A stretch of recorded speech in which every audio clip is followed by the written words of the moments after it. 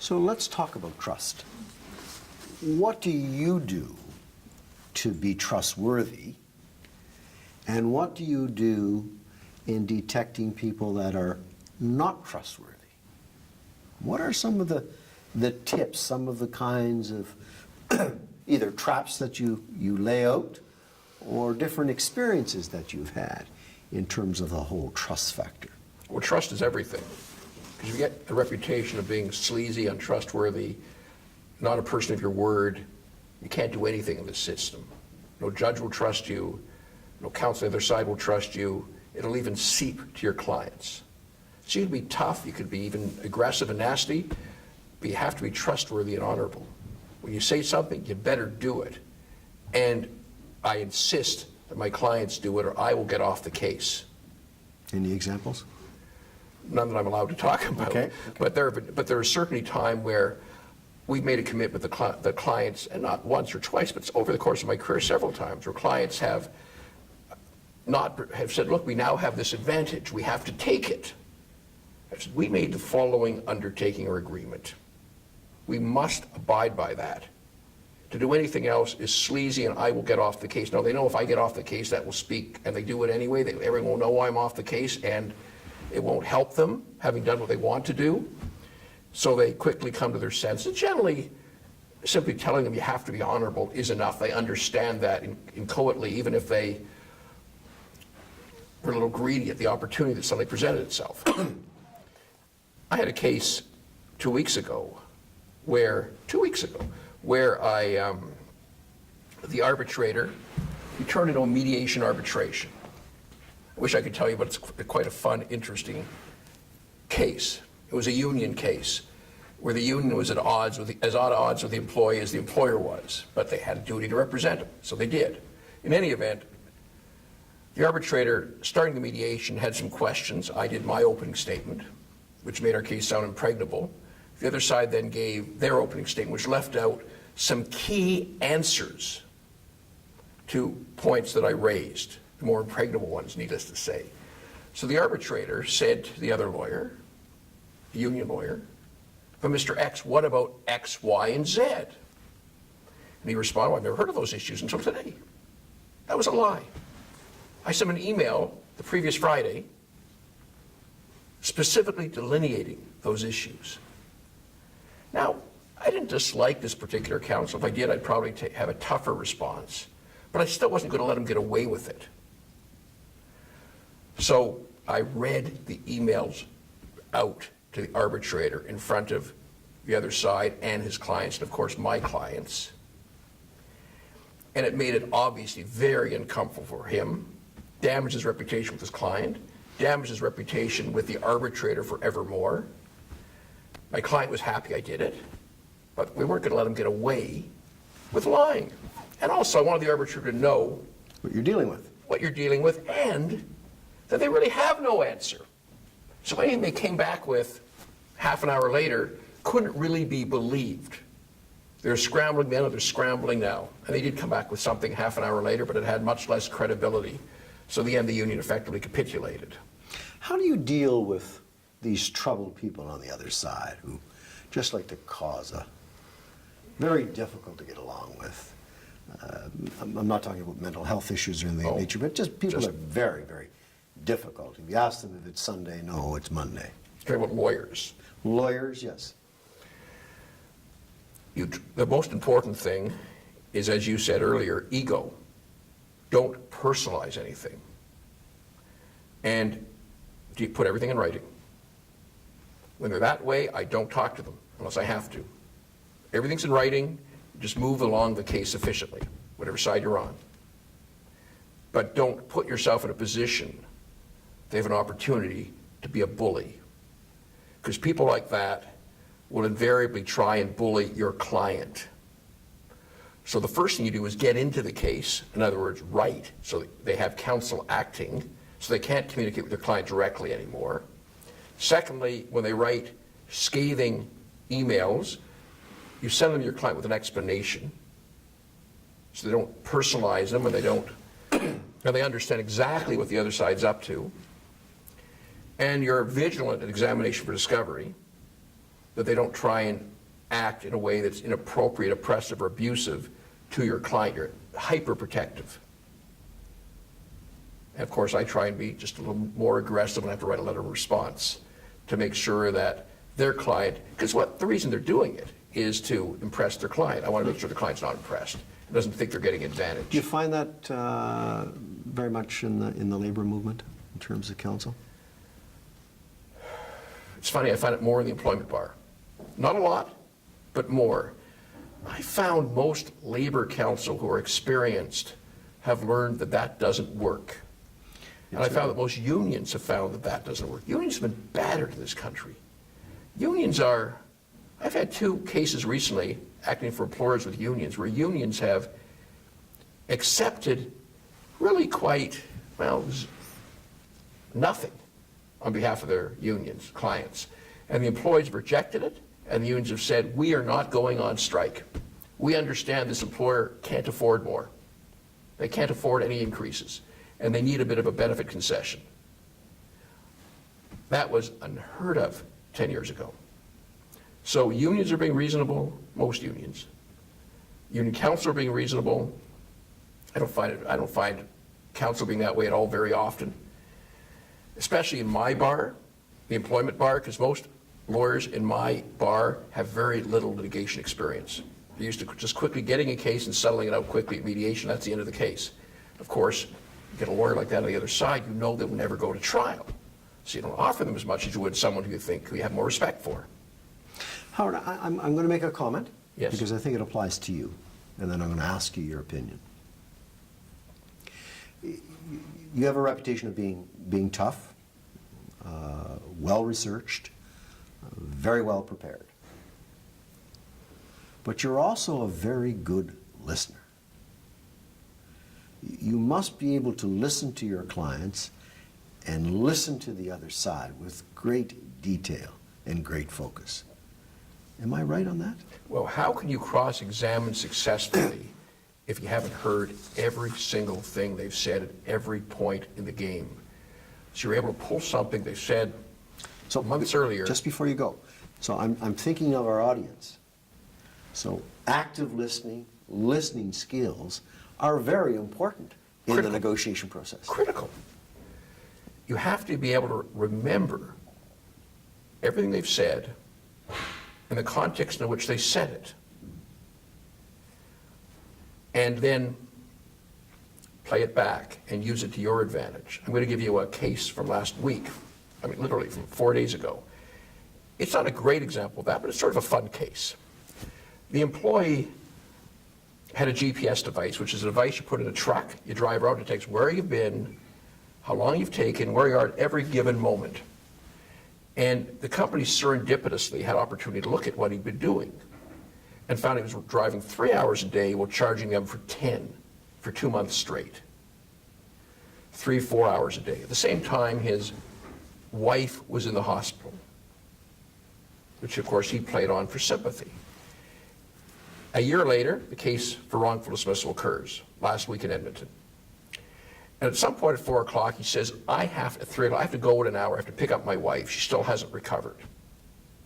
I say, sir, this is the most important day of your life, potentially. This is your case. You've waited a year. We've come all the way from Toronto to Edmonton. You can't shorten it. My wife is far more important than my client, who you named. Next day, now this is obviously easy to listen to, it's memorable. The next day, that was woven into my final argument. He, of course, was arguing that he did put in the 10 hours and our device wasn't working. We have a man whose wife is working full time, just a matter of having her stay at work an extra hour, lie down, do what she has to do. But his wife's health was so important to him, he had to cut short our hearing. Imagine what he was doing when she was in the hospital. Of course he was only working 3 or 4 hours a day. He was spending the rest of the day with her. Now that's a trivial example, it's an obvious example, but my point is you use anything they've ever said, and it could be a discovery 2 years before trial, it could be And a mediation, although you're not supposed to use things said at a mediation, maybe something outside the mediation, could be something in a letter, could be the demand letter, could be anything along the way. On the steps. On the steps. And you've got to be able to recontextualize it sometimes, because the context in which they said it may not be the context in which you want to use it. We have to listen hard, understand how it can be used. That's what cross-examination is all about, and that's what negotiation is all about, which is really another, well, cross-examination is another level of negotiation, really. So from your perspective, what are some of the top qualities of a great negotiator? Active listening.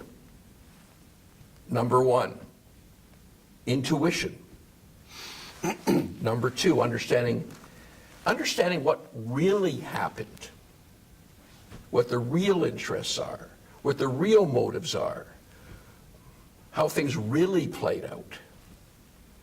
Because then you're more likely to guess what's going to work, guess what's going to catch them off guard, guess what's going to get a receptive audience, gather what's likely to succeed.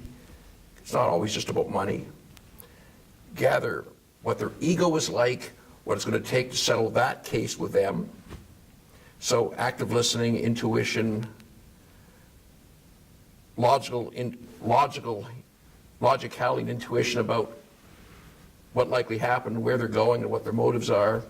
I think those are and of course, being able to construe strong, compelling arguments. And compelling arguments are compelling on two levels. One, they're intellectually compelling. And two, they're psychologically, emotionally compelling. So the other person hears it, they say to themselves, yes, he's right. Very good, very good.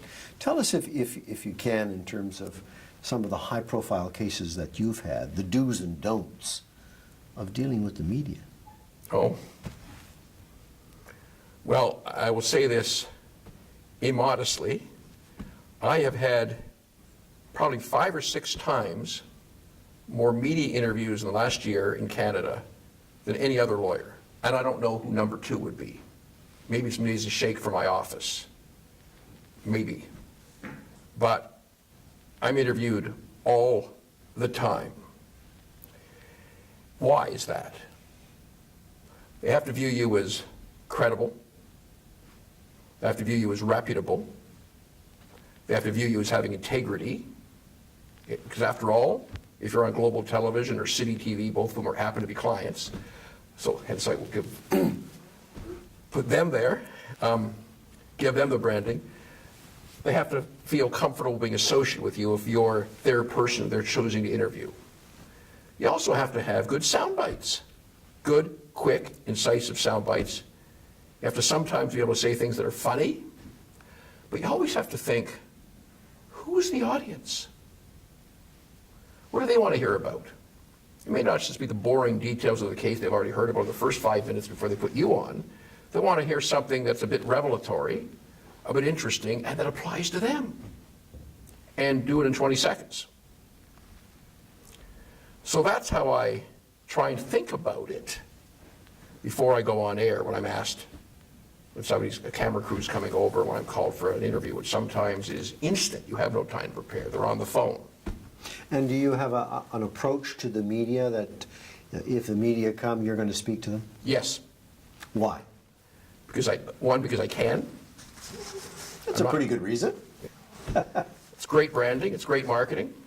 I've gone from 4 lawyers to 14 lawyers in the last 3.5 years when other law firms are generally contracting. Part of that is just getting better known. Because I can, and because I can without making mistakes. Because I know the law. I'm not going to say something that somebody's going to sue me for.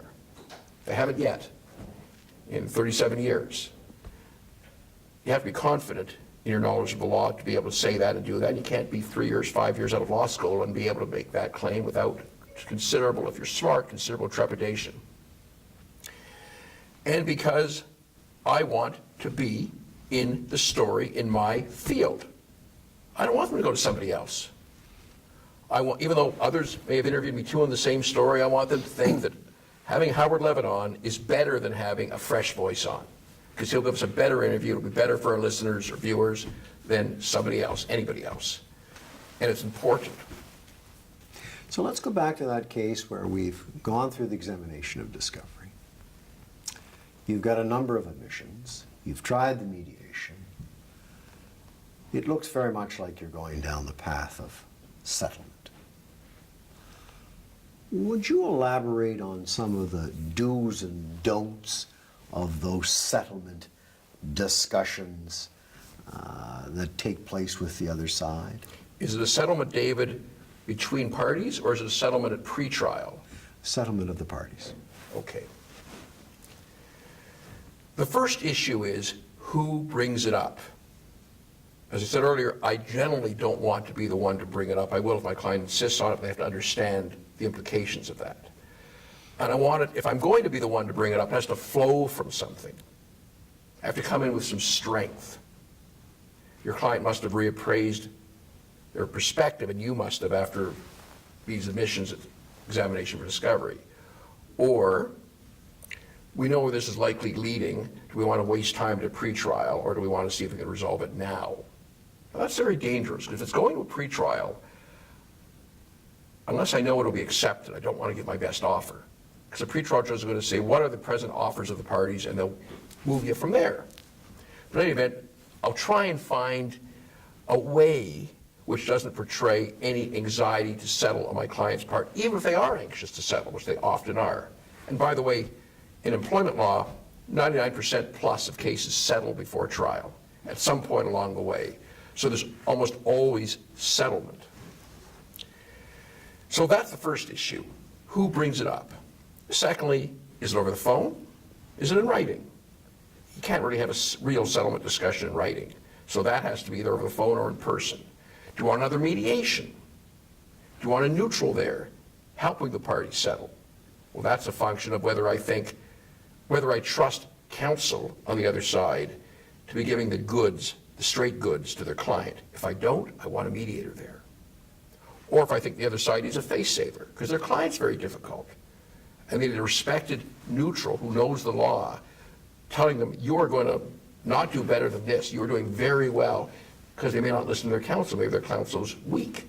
And they know that. And of course, I've seen that by that time at examination for discovery. So there's lots of reasons and ways and whys that I might want a neutral third party there. But I want somebody highly respected, if I have someone there who they're going to listen to. And that particular lawyer is going to listen to.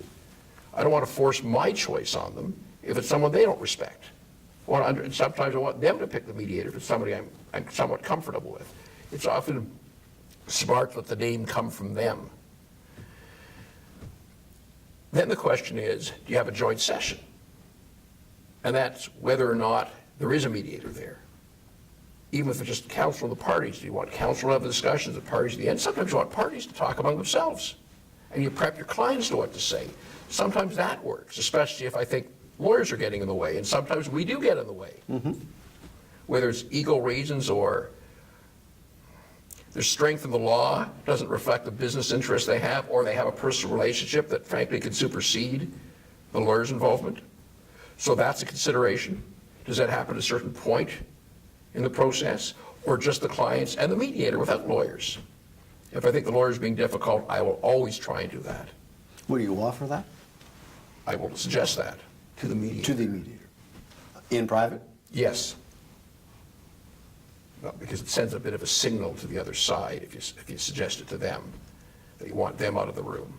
And they might take it the wrong way. Has that worked well for you? Yes, but I don't do it very often.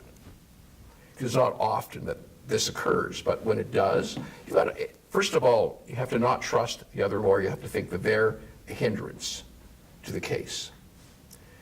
If they're weak, they might be a hindrance to the case, and that's why I want a mediator there, but I'll want them to see that I'm dominating their lawyer, because they know that's coming up at trial too. And that's an advantage. But if the lawyer's strong, but doesn't understand, maybe they're not in employment or not really understanding the case well enough, I want somebody else to tell them that. They're not going to take it from me. I'm opposing counsel. They're not going to view my position as objective necessarily or neutral. So I'll need a third person. Anything else about the closing and the settling process? You've hit a number of important elements in terms of getting there. Who does it? Who leads with it first? What the nature of the offer is in terms of settling, whether it comes naturally or doesn't come naturally, has to be given. Whether the parties meet by themselves, those kinds of issues. Are there things that you just don't do in a closing? You don't humiliate the other side. Unless, there's always an unless it's very early in the case and you think they're just going to capitulate. But if it's gone along some distance, you want the other side to walk out with dignity intact. I would think your client would want that as well. It depends. Sometimes it gets very personal. Very personal? Very personal. Can you give us any examples without mentioning names? Sure. It happens regularly that and I'm talking about when I act for employers, very nasty allegations get made about my client or about individuals. And those individuals are intrinsic and implicit to the case and the client itself, and it gets very personal. They really want to see that person do very badly and walk out very badly. And some of my clients have a lot of money. It's more important to them. That is more important to them, the outcome of the case itself in some cases. People are, clients are people. Yes, they are. They are people. Howard, look, we're going to have you back again because this is a fascinating discussion of negotiations, the law, and the gymnastics of the law and of negotiations. But I just want to ask you one or two other questions, and then we'll roll it up. I guess the major question is, what advice, after your 37 years of experience, would you give to a Ryerson graduate who wants to begin a career, who wants to move on in his or her life and to do something worthwhile? What are some of the tips or that quasi-advice that you would give to that Ryerson graduate? Take a very good self-assessment in whatever form that takes. If you can afford it, use a company that's specialized in that. If not, use your guidance department. I don't know very much about Ryerson's guidance department. I suspect they have that. They should have that. And understand what your interests are, as well as what you're good at. And try and pick something that has both your skills and your interests. Because if both don't mesh, you're not going to do very well, and certainly not as well as you could. The second thing is, don't look at who is doing well today, because they're probably not going to be doing well in 20 years. In my career, I've seen professions who are making a great deal of money, making very little money, and vice versa.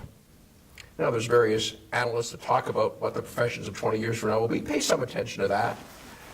But if you don't love what you're doing, and you don't have the skill to do it well, better than others, you're not going to do well, whatever you do. And also, you may have the interest, you may have the basic skill. The third question to ask yourself is, do you have the personality type to fit that job? And many different personalities can be lawyers, but there'll be very different types of lawyers. But there's some fields where really only one personality type can do very, very well, or at least some personality types can't, and that's too often forgotten. Personality types are somewhat malleable. When I was at the stage of Ryerson students today, I was a very different personality than I am today. Different politics, different personality, different style, and to some extent, my personality's been forged in 37 years of practice. But at least I have the potential to have this type of personality. Final question. If you were to recommend a book on negotiations or a program of negotiations, what would it be? Your upcoming book, David. Besides that. I haven't read a book that I thought was brilliant in negotiations before, so I'm looking forward to yours, seriously. It will be, it will be. On behalf of the Ted Rogers School of Management, the faculty, the staff, and of course the students at Ryerson, I want to express to you our appreciation for joining us on the Ryerson Negotiation Project. Your insight, your experience, your stories, and your mannerisms, and the way in which you describe it has been Very helpful. And Well, thank you, David. We look forward to showing it in the class. My daughter's a student here, so I'm particularly thankful for being invited. Great. Thank you very much. Thanks, David. Thank you.